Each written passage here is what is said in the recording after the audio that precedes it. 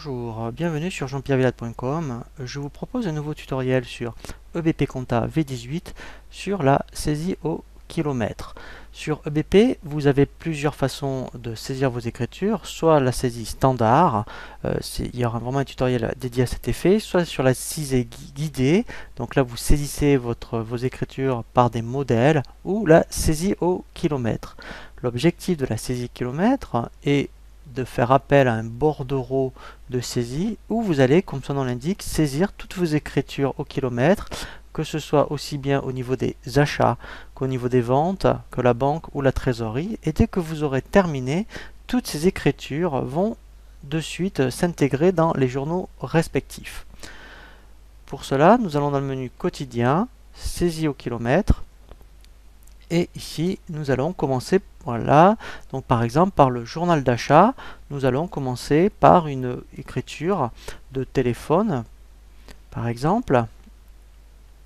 Voilà.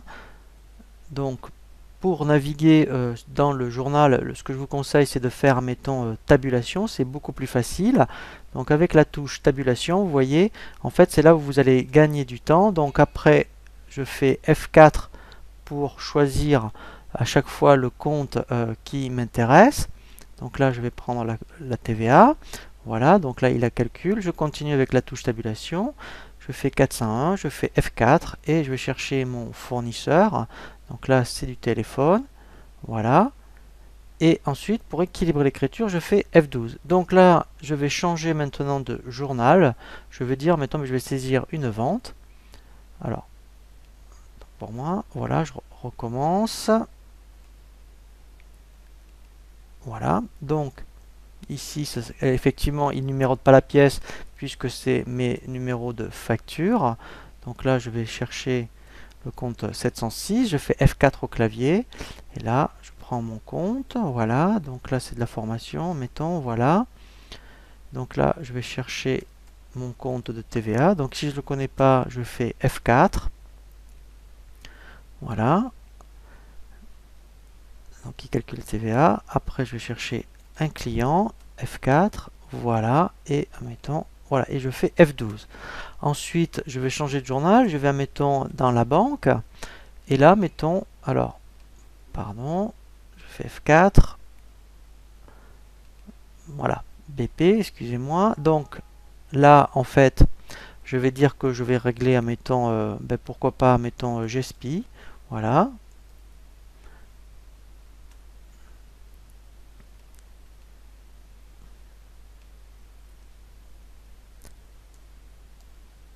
Alors, voilà. Alors, je vais chercher de nouveau GESPI. Voilà, je vais régler voilà, ma facture de 480 €.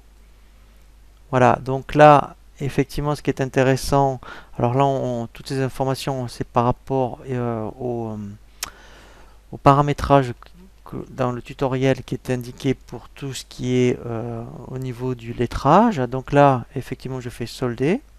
Voilà. Et là, il m'a bien mis mon montant. Voilà, donc etc. au niveau, je dirais, des écritures. Et lorsque j'ai terminé, vous allez voir, donc on regarde bien, tout est au mois de mai.